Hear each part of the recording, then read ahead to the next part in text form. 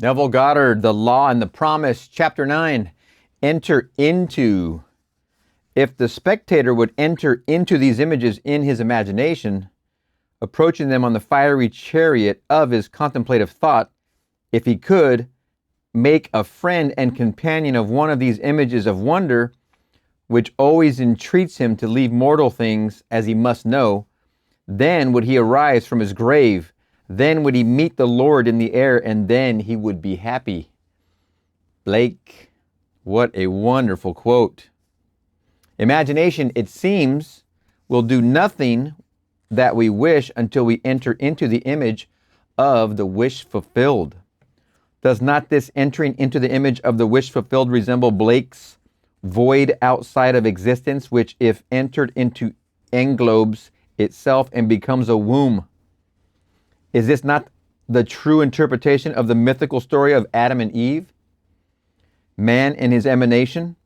Are not man's dreams of fancy his emanation? His Eve, in whom he plants himself in all her nerves? Just as a husbandman his mold, and she becomes his dwelling place and garden, fruitful 70-fold. The secret of creation is the secret of imagining. First desiring and then assuming the feeling of the wish fulfilled until the dream of fancy, the void outside existence, is entered and englobes itself and becomes a womb, a dwelling place and garden fruitful 70-fold. Note well that Blake urges us to enter into these images.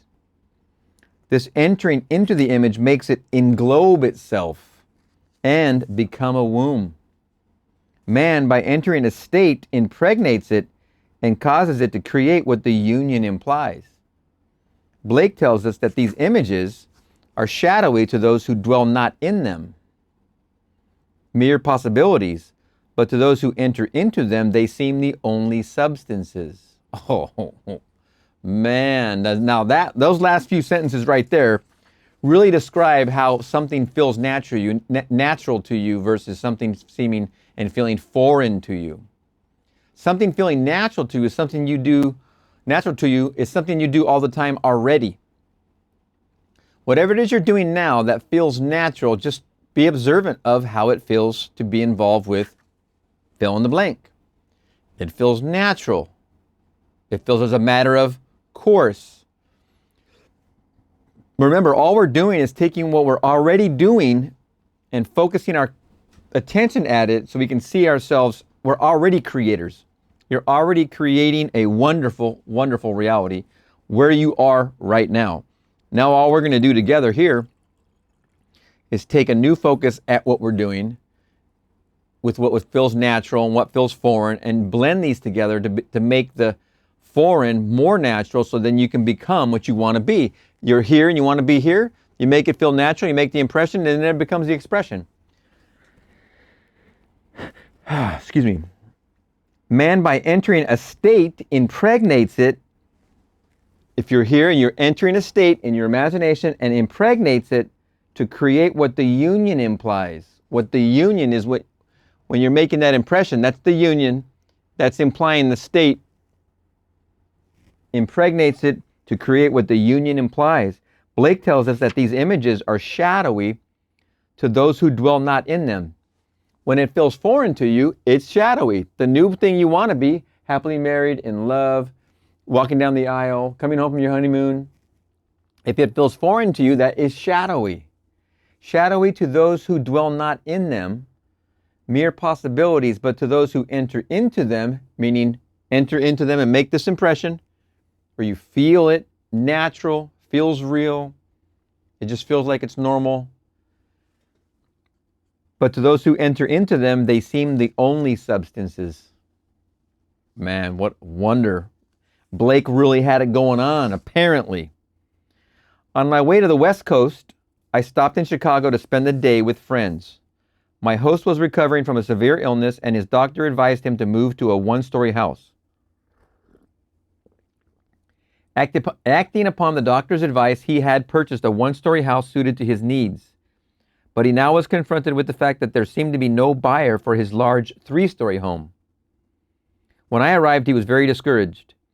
In trying to explain the law of constructive imagining to my host and his wife, I told them the story of a very prominent New York woman who had come to see me concerning the rental of her apartment.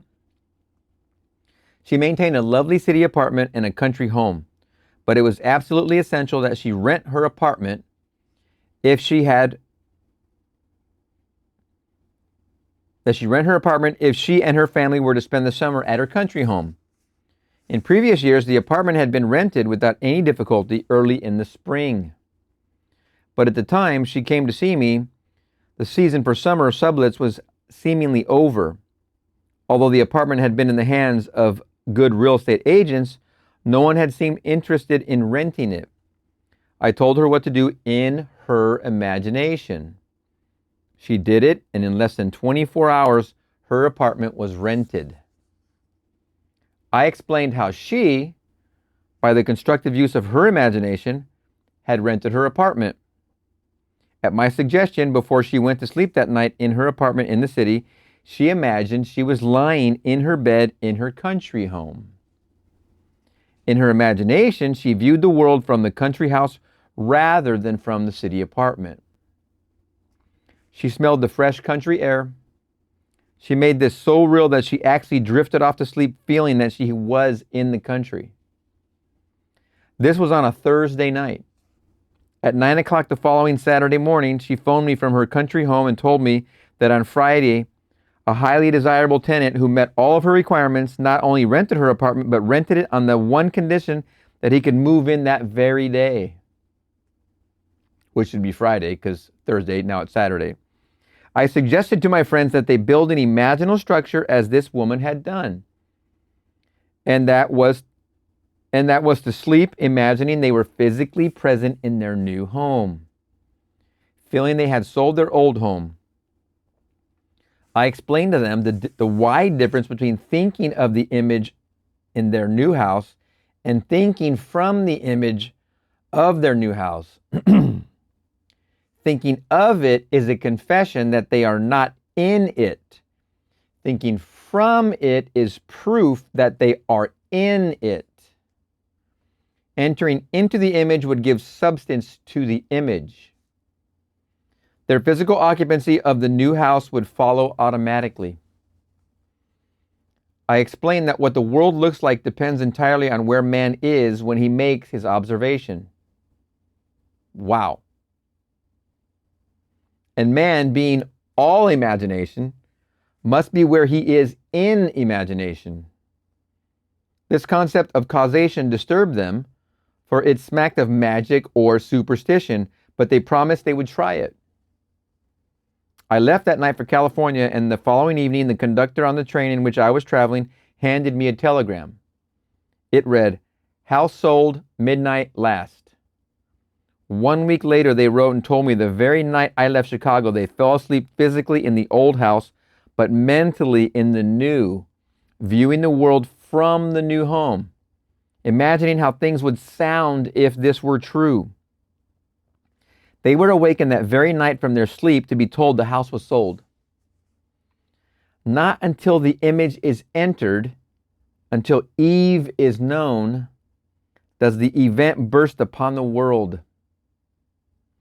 The wish fulfilled must be conceived in the imagination of man before the event can evolve out of what Blake calls the void. Love that sentence. The wish fulfilled must be conceived in the imagination of man before the event can evolve out of what Blake calls the void. Wonderful, beautiful sentence. Man. This next story proves that by shifting the focus of her imagining, Mrs. A.F. entered physically into where she had persisted in being imaginatively. Soon after our marriage, my husband and I decided that our greatest joint desire was a year in Europe. This objective may seem reasonable to a lot of people, but to us, tied to a narrow sphere of limited finances, it seemed not only unreasonable, but completely ridiculous. Europe doesn't sound bad for a year. Hey, why not? Have you thought of that one before? Europe might as well have been another planet. but I had heard your teaching, so I persisted in falling asleep in England. Why England necessarily? I cannot tell, except that I had seen a current motion picture featuring the area around Buckingham Palace and had promptly fallen in love with the scene. All I did in my imagination was to stand quietly outside the great iron gates and feel the cold metal bars gripped tightly in my hands as I viewed the palace. For many, many nights, I felt an intense joy at being there and fell asleep in this happy state. Soon after, my husband met a stranger at a party who, within 1 month, was instrumental in securing a teaching fellowship for him at a great university. Imagine my excitement when I heard the university was in England. Tied to a narrow sphere, ? Within another month, we were crossing the Atlantic and our supposedly insurmountable difficulties melted as though they never existed. We had our year in Europe, one of the happiest years of my life, signed MF. Now that is a wonderful testimonial. Who doesn't want a year in Europe? Who doesn't want to spend a summer somewhere? I got to bring this up. So in approximately the years 94, I had already been studying the Seth material, but I'm going to guess 94-ish. Yeah, 94. I'm going to go with that. I was playing a video game, and this video game was a Formula One game. And it was a season where you could have a season of races. They were all basically modules. And the first one was Interlagos, which is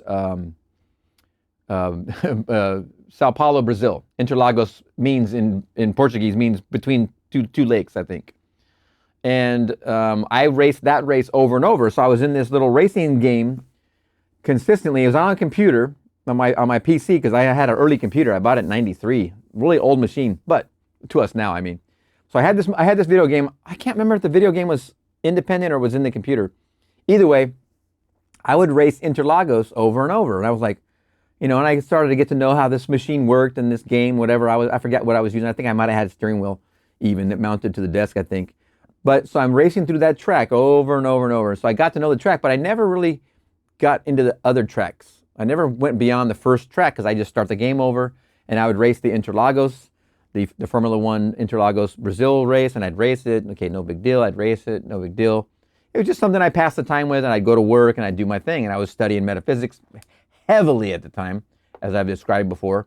But I would do this kind of off and on. I didn't really put a lot of effort into it, but I was enamored by the fact that it was in Brazil. And I let it go. It wasn't really anything to me much beyond playing the game. I maybe might have played that game all in all maybe 12 times. Something small like that compared to gamers today might be on there all day and night. So fast forward, this is about the time I meet my wife and we become friends. At the time, we're just friends. Literally about the same time. We didn't hit it off till 97, but we got married in 99. My best man, who was living in Santiago, Chile, when he came to Kauai and was our best man. I'm going to break this down separately, but I want to give this quick story about Brazil, about that race. He came to Kauai and was my best man at my wedding, but he also was living in Santiago at the time for work. So we got an invite from him to stay with him if we want to visit there next year, which would be the year 2000. So we say, yeah, what the heck, why not? We're going to go ahead and do that. So we leave, I think it was out of Dallas. We get down to Santiago, and while we're there, we had pre-planned this, but we had decided that during this vacation, which was 2 weeks, we're going to go over to Rio, and we're going to go over to Sao Paulo for the Formula One race. While I'm at the Formula One race, we're watching this great race, and all this wonder unfolds, and it dawned on me either while I was there or right after. I was like, how is it that I'm at my first Formula One race and it is the only one I ever raced on the computer? Because I knew the track. I really literally, so when I saw the big screen and the cars racing on it, or I saw it on TV, forever, I always knew the track because I had raced the track. But here I was experiencing the track. It was the year 2000. And I was literally experiencing something as a fan now in person that I only have experienced in a video game before. It was quite a coincidence. And that's why I'm bringing this up, because there's a lot of things you don't, as Neville describes, a lot of times you don't recognize your own harvest. You sow seeds, but you don't recognize your own harvest. And it's wonderful because we are constantly sowing. So it's time to recognize your harvest for what it is. It's your sowing. What you're experiencing is typically almost always, I mean, it is literally always. I would say you have to admit it is always. It's from your sowing that your harvest is happening. She wanted to be in England. She became in England. What a wonderful testimonial. What the world looks like depends entirely on where man is when he makes his observations. And man, being all imagination, must be where he is in imagination. The stone which the builders rejected has become the chief cornerstone. That stone is imagining. I acquaint you with this secret and leave you to act or react. This is the famous stone that turneth all to gold. For that which God doth touch and own cannot for less be told. George Herbert. That's a wonderful poem. Oh my goodness. This is the famous stone that turneth all to gold. That is your imagination. For that which God doth touch and own, imagine and feel it real. God touch and own. Come closer that I may feel you. When Isaac said that to, it was Jacob, but Jacob was dressed in fur. Isaac thought it was Esau. Come closer that I may feel you. For that which God doth touch and own, become it real, become, feel it, cannot for less be told. Oh boy.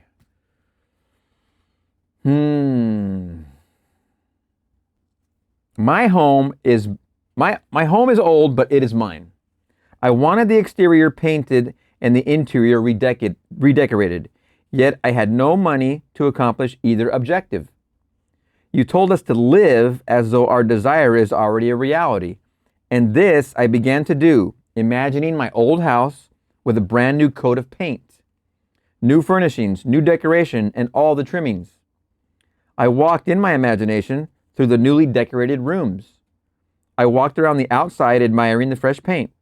And at the end of my imaginal act, I handed the contractor a check for payment in full. I entered this imaginal scene faithfully as often as I could during the day, and each night before I fell asleep. Don't forget to set that Casio alarm on your watch or on your phone. You got these things. My phone's my bookmark. Within 2 weeks, I received a registered letter from Lloyd's of London telling me I had inherited $7,000 from a woman I had never met. I had known her brother slightly almost 40 years before and had performed a small service 15 years ago for the lady when this brother had died in our country, and she had written to me asking for particulars regarding his death, which I was able to provide. I had not heard from her since that time. Now, here was the check for $7,000, more than enough to cover the cost of my house restoration, plus many, many other things I desired. Signed ECA.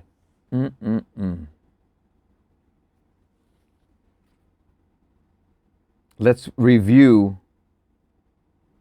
You told us to live as though our desire is already a reality. And this I began to do, imagining my old house with a brand new coat of paint, new furnishings, new decoration, and all the trimmings.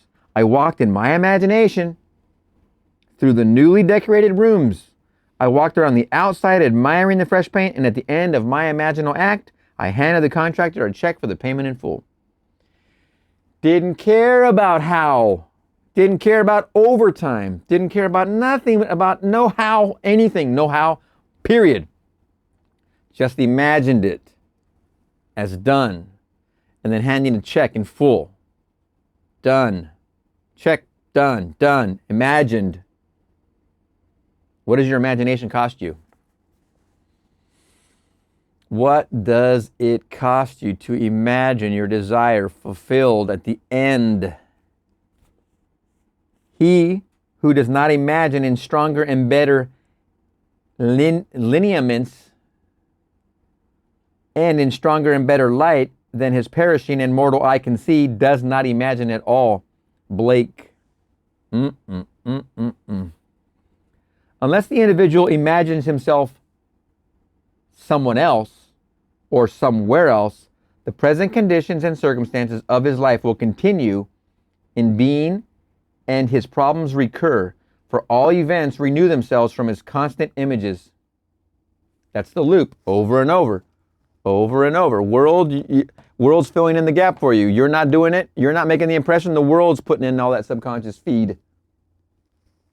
While you're watching Lost to season 7, hoping to get to season 8 sooner or later. You're letting the world fill in your subconscious. Boom, boom. So you're just in this loop over and over and over. Unless the individual, I must repeat because it's a very important point here. Unless the individual, that's you, me, everyone, imagines himself someone else or somewhere else, the present conditions and circumstances of his life will continue in being his problems, and his problems recur. They will continue in being, and his problems recur, for all events renew themselves from his constant images. Boom, boom, boom, boom, boom, boom, boom, over and over and over. By him they were made, by him they continue in being, and by him they can cease to be. The secret of causation is in the assembled imagery. But a word of warning, the assemblage must have meaning. It must imply something, or it will not form the creative activity, the word. Oh boy, that is a wonderful, wonderful chapter. Oh my gosh, what is your favorite piece? My favorite is George Herbert's very short poem. I will repeat the opening quote from Blake. If the spectator would enter into these images in his imagination, approaching them on the fiery chariot of his contemplative thought, if he could make a friend and companion of one of these images of wonder, which always entreats him to leave mortal things, then would he arise from his grave, that's your sleeping self, then would he meet the Lord in the air, and then he would be happy. That is fulfilling your dream. My favorite here is this very short poem. This is the famous stone that turneth all to gold. For that which God doth touch and own cannot for less be told. Wow. What a wonderful, wonderful poem. Okay, one more. He who does not imagine in stronger and better lineaments and in stronger and better light than his perishing and mortal eye can see, does not imagine at all. If you're only reflecting what your life is over and over, then you're not imagining at all. If you're looking out and you're seeing the world deliver to you the goods over and over, you're not using your imagination. Who's to blame here? Who's to blame? Is anybody to blame? Or do we just stay stuck here? What if we have a desire to be married? What if we're single, we're not married, and we're not in love, and we want to be married? Not single, we want to be together in a relationship. We want to be in love. We want to feel the trumpets of our heart singing. We want that feeling. Who's going to do it for you?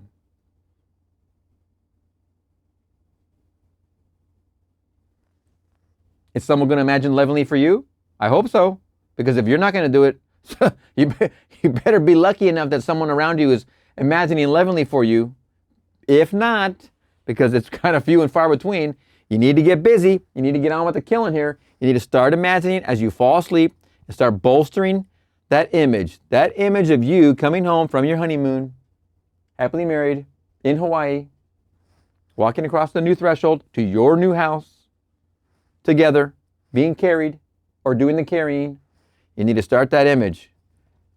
No one's going to put that together for you. Only you can be in your own imagining. Who's going to come over and imagine for you at night? Hey, don't forget.